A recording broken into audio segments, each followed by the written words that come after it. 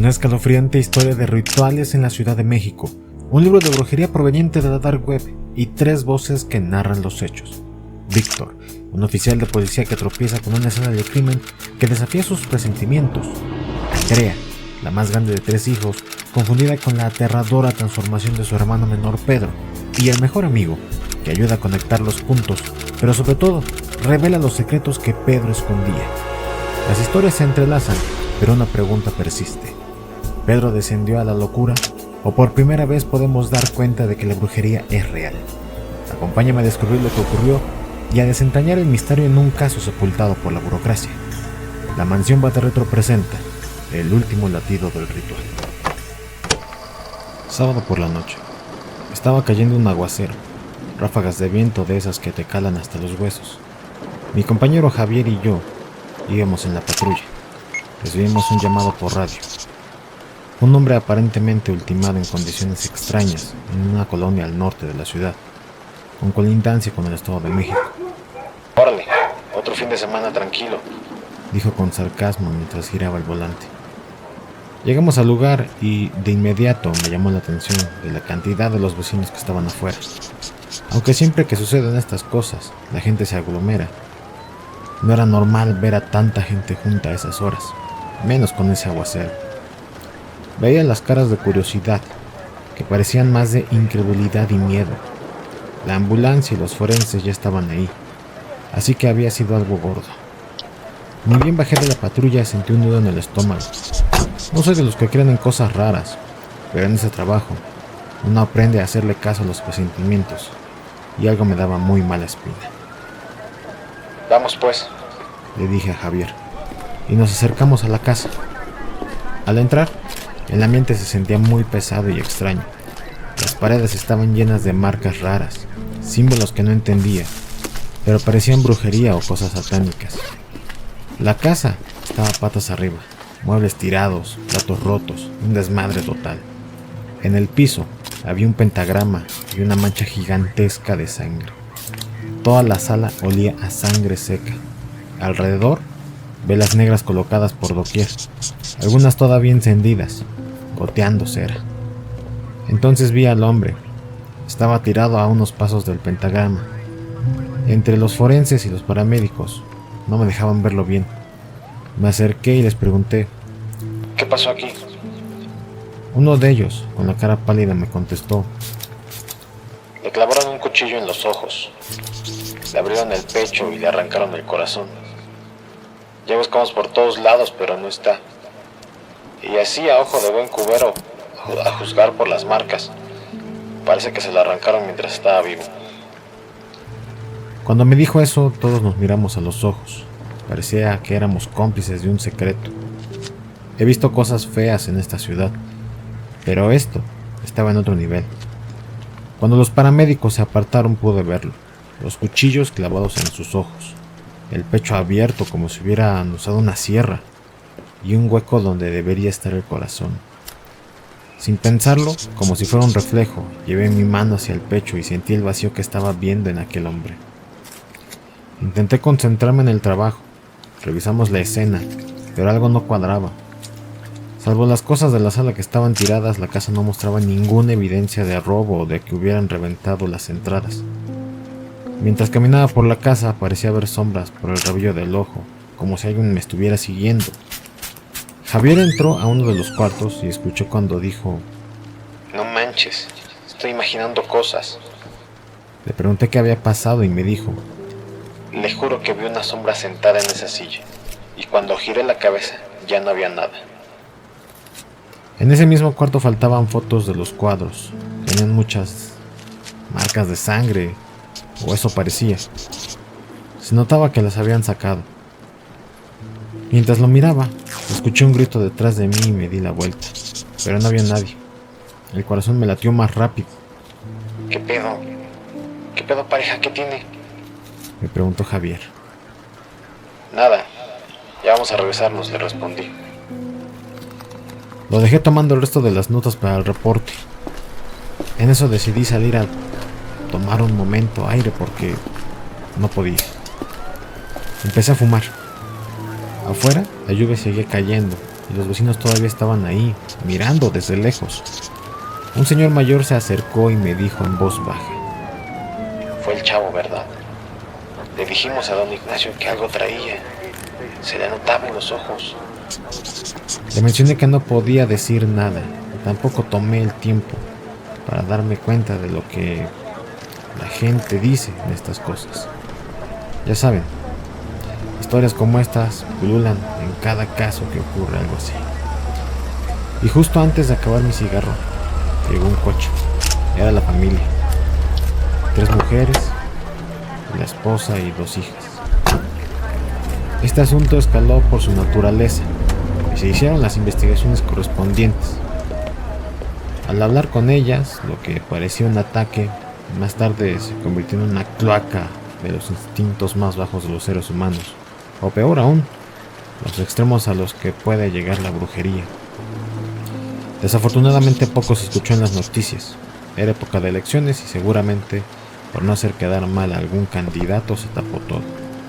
Pero yo estoy aquí para que se sepa lo que ocurrió. Allá donde vayamos existen energías malignas y están en todos lados, simplemente que no las notamos, o gracias a Dios no nos podemos dar cuenta. En cualquier caso, este oficial se dio cuenta de que lo que estaba presenciando no era obra de alguien, un improvisado, era producto de alguien que sabía perfectamente bien lo que hacía, que sabía dónde colocar las velas, las fotografías y desde luego el pentagrama.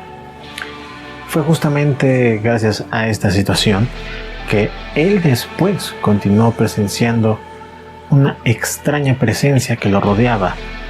Dormir 1 hora seguida era imposible para él, simplemente se sentía intranquilo. Fue justamente gracias a esta situación que continuó con las investigaciones y que se acercó a la familia, en específico a la hermana mayor, quien parecía tomar la batuta de toda esta situación, pues la madre estaba desconsolada y la hermana menor francamente no entendía qué es lo que ocurría. Entonces, lo que escucharemos a continuación es su testimonio. Éramos una familia como tantas otras, con nuestras formas y alguna que otra discusión. Pero ese día, como tantos otros, a la hora de la comida, el lugar de Pedro estaba vacío. Miré su silla y sentí esa mezcla de tristeza y frustración que ya se me había hecho costumbre. Desde pequeño Pedro siempre fue diferente. Él parecía flotar por la vida, sin rumbo fijo. No era que mis papás no lo intentaran, le dieron todo lo que pudieron, cada oportunidad, cada apoyo, pero por más que quisimos, él parecía buscar algo que, aparentemente, ninguno de nosotros podía darle. Supongo que por eso se fue. Un día, sin dar muchas explicaciones, agarró una maleta y se mudó a un cuartito rentado al otro lado de la ciudad. No entendimos por qué, teniendo un hogar que lo esperaba con los brazos abiertos. Elegía vivir aislado de nosotros. Pedro era terco, y creo que él pensó que esa distancia le iba a dar la claridad que tanto necesitaba. Aún así, intentamos respetar su espacio y mantener el contacto, pero sus respuestas eran cada vez más escasas. Justamente por eso, Carmina y yo decidimos visitarlo. Llevamos un poco de su comida favorita, pensando en pasar la tarde juntos, tal vez hasta convencerlo de visitar a mis padres por un rato, e incluso que se quedara una temporada en casa y así paulatinamente regresara con nosotros. Pero cuando llegamos a su puerta, todo se tornó extraño, cargado de un olor que no podía identificar. Era como incienso, pero más cortante y fétido. Pedro abrió la puerta notablemente enojado. Nos miraba como si fuéramos extrañas e indeseables. ¿Qué hacen aquí? Bloqueando la puerta con su cuerpo. Solo queremos verte, Pedro. Trajimos comida. Pensamos que podríamos pasar un rato juntos. Dudó unos segundos y luego a regañadientes aceptó a los presentes, sin dejarnos pasar, claro. Pero ese breve instante bastó para notar algo que nos dejó inquietas. Su cuarto estaba oscuro, apenas iluminado por unas velas que titilaban. Miré sobre sus hombros y noté un altar cubierto con una tela negra. Había una cruz de cabeza. Las velas ardían a su alrededor. La cera estaba goteando como sangre sobre la madera. Cerca estaba una ouija, con el puntero descansando en sí. Y entre las velas había figuras bastante sugerentes, con cuernos, cuyos ojos parecían mirarnos mientras nos quedábamos ahí, paralizadas. Carmina dejó escapar un grito, ahogándolo mientras llevaba sus manos a la boca. Sentí miedo y mi corazón se aceleró. Esto no era Pedro, siendo excéntrico. Esto era otra cosa, algo oscuro y peligroso. Pedro, ¿qué es esto? No respondió. En lugar de eso, arrancó la comida de mis manos y nos empujó. Tienen que irse, ahora. Pero Pedro, váyanse. Aquí no tienen nada que hacer. Salimos tropezando y la puerta se cerró de golpe detrás de nosotras. El camino de regreso fue un silencio pesado. Las dos demasiado asustadas para hablar. No podía sacarme esa imagen de la cabeza, intentando encontrarle sentido. ¿En qué estaba metido Pedro? Siempre fuimos católicos, a nuestra manera, pero esto era demasiado incluso para él. 2 semanas después, todo se derrumbó. Un sábado lluvioso por la noche, mi mamá, Carmina y yo salimos a cenar. Un lujo raro, pero era para celebrar el ascenso de Carmina en el trabajo. Mi papá se quedó en casa a descansar del arduo trabajo de la semana, así que nos despedimos y prometimos traerle flan. Cuando regresamos, la calle estaba llena de luces intermitentes, patrullas, ambulancias, una camioneta del forense. El corazón se me fue al suelo mientras bajábamos del taxi. Los vecinos estaban fuera, murmurando entre ellos, con caras pálidas y tensas. No sé cómo llegué a la puerta. Solo recuerdo al policía que me detuvo. Señorita, no puedo entrar. ¿Qué pasó? ¿Dónde está mi papá? Exigí con la voz temblando.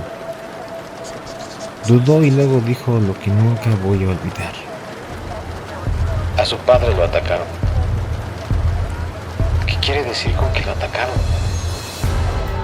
Le sacaron el corazón, señorita. No puedo decirle más detalles, pero el forense le va a explicar.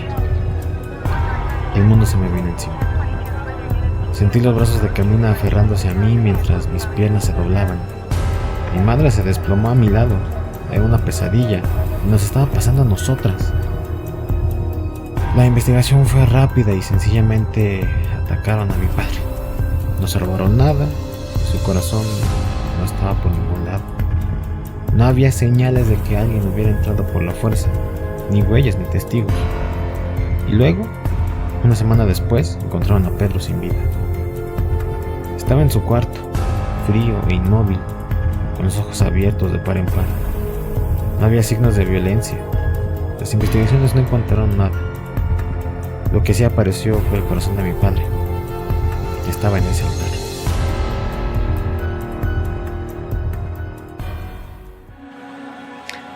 ¿Cuánto amor se necesita para salvar a alguien que no quiere ser salvado? Lo cierto es que hasta el momento solamente tenemos preguntas y no sabemos qué es lo que ha ocurrido. Pero tras el testimonio de su mejor amigo, que es el que vamos a escuchar a continuación, le apuesto que todo va a quedar claro, pero no por ello va a ser más tranquilizador. Y en realidad, le aseguro que lo que esta familia presenció y vivió en carne propia no está más lejos de ocurrirle a usted de lo que le puede ocurrir a cualquiera. Y es que le va a sorprender la forma en la que todo esto se transformó en el infierno de la noche a la mañana, y solamente por una mala decisión. Estoy seguro de que cuando acabe de escucharlo, se quedará bastante intranquilo, sobre todo si tiene hijos o familiares lejanos. Quizás no me entienda por el momento, pero le aseguro que lo que viene, además de sorprenderle, le va a quitar un poco el sueño. ¿Qué le parece si escuchamos? Pedro siempre tuvo broncas con su familia, especialmente con su jefe. No sé bien qué pasaba, pero había gritos, pleitos y discusiones, hasta que un día se hartó y se largó de la casa. Se rentó un cuartito en una vecindad, bien sencillo. Yo lo visitaba de vez en cuando, pero la neta es que a raíz de eso, Pedro se había vuelto bien ermitaño. Iba a trabajar en las noches como guardia de seguridad y luego se encerró en su cuarto por las tardes. Nos veíamos poco, a veces. Una tarde me lo encontré en un parque cerca de casa. Estaba sentado en una banca, tomándose un refresco y se veía normal, supongo. Platicamos de cosas bien X, del trabajo, de lo cara que está la vida, nada fuera de lo normal. Aunque luego de la nada empezó a hablarme de cosas raras. Me dijo que una tarde mientras estaba en su casa, aprendió a meterse a la dark web con su celular y después de un rato encontró un libro de brujería y que había hecho un ritual para probar. Yo me reí al principio porque pensé que estaba jugando, pero Pedro hablaba en serio. Me dijo que el libro prometía que cualquier ritual funcionaría sí o sí, siempre que lo hicieras al pie de la letra, sin importar si sabías de eso o no. Y pues Pedro lo había hecho. No le creí mucho, la verdad. Pensé que estaba jodiéndome, pero después de esa vez que nos vimos, noté que empezó a cambiar. Se le veía más despreocupado, con la confianza de alguien que sabe que tiene algo a su favor. Un día me contó que le habían dado un aumento en el trabajo y que lo habían cambiado a un sitio más tranquilo, con turnos más relajados. Qué chingón. A ver cuando te invitas los tacos, ¿no? Le dije. Pero en el fondo me parecía extraño. Pedro nunca había tenido suerte en nada y de repente todo le estaba saliendo bien. Pasaron unas semanas y Pedro empezó a cortarme cosas más raras. Me dijo que en su nuevo trabajo, que era cuidar un edificio de oficinas por las noches, empezaban a pasar cosas extrañas. Decía que oía voces en las salas, como si alguien estuviera platicando, pero que cuando iba a checar no había nadie. También escuchaba pasos en los pasillos y a veces los grillos o las cigarras, no sé qué eran, de afuera se ponían locos. Decía que el ruido era tan fuerte que a veces le dolía la cabeza. Yo le decía que cualquier cosa de noche te podía sacar de pedo, pero pues que no se sugestionara. De noche, mientras trabajaba, me mandó un mensaje en la madrugada. Decía que se sentía mareado, que iba a grabar un video por si le pasaba algo. No le contesté porque estaba dormido, pero al día siguiente vi el video. En ese video, Pedro estaba sentado en unas escaleras, hablando a la cámara, diciendo que se sentía raro, como si algo estuviera cerca. Y de repente le cambió la cara bien machín, como si le diera un calambre. O sea, como que se desfiguró, como si estuviera sufriendo. Empezó a hablar con una voz que pues no era la suya. Decía cosas que no entendía, como en otro idioma. Y luego, ¡paz!, se desmaya. Ahí se cortó el video y eso fue lo que me mandó. Cuando vi eso, me preocupé en serio. Le marqué y le dije que qué pedo con ese video que había pasado, que si estaba bien. Me dijo que no se acordaba de nada, que se había despertado en el piso con un dolor de cabeza bien cabrón. Yo le insistí que fuera el doctor, pero pues él dijo que no, que seguro era el ritual, que ya lo habían aceptado o algo así. Después de eso, Pedro todavía se puso más raro. Empezó a decirme que en su casa también pasaban cosas, que a veces se caían los vasos de la mesa sin razón, o sea, como si se los aventaran, o que le tocaban la puerta y no había nadie. Yo pensé que la neta estaba paranoico o que de plano se estaba volviendo loco, pero él insistía en que era por el ritual, que algo estaba por venir. Como 2 semanas después, casi un mes de que pasara todo eso, lo vi por última vez en el parque. Y sí, estaba bien nervioso, estaba acelerado, como si no hubiera dormido en días, no sé, una cosa así. Me dijo que había hecho otro ritual, uno más fuerte, para tratar de deshacerse de lo que lo estaba molestando. No me quiso decir más, pero que tenía que hacerlo, que no tenía opción. Yo traté de calmarlo y le dije que dejara de meterse en esas cosas, que buscara ayuda, pero no me hizo caso. Se fue corriendo diciendo que tenía que irse. A los pocos días la policía me llamó para decirme que Pedro había fallecido y que antes de eso había atacado a su papá, que le había quitado el corazón, pero no pensé que literalmente se lo había quitado, que lo puso en un altar en su cuarto. La policía no tiene idea de lo que ocurrió, ni con el papá ni con él. Tan solo dicen que tenía problemas mentales, que por eso mató a su padre. Pero yo la neta lo dudo. Si ustedes vieran ese video, después de todo lo que me contó, yo no estaría tan seguro. A lo mejor sí había algo más, algo que lo poseyó, algo que lo obligó a hacer lo que hizo.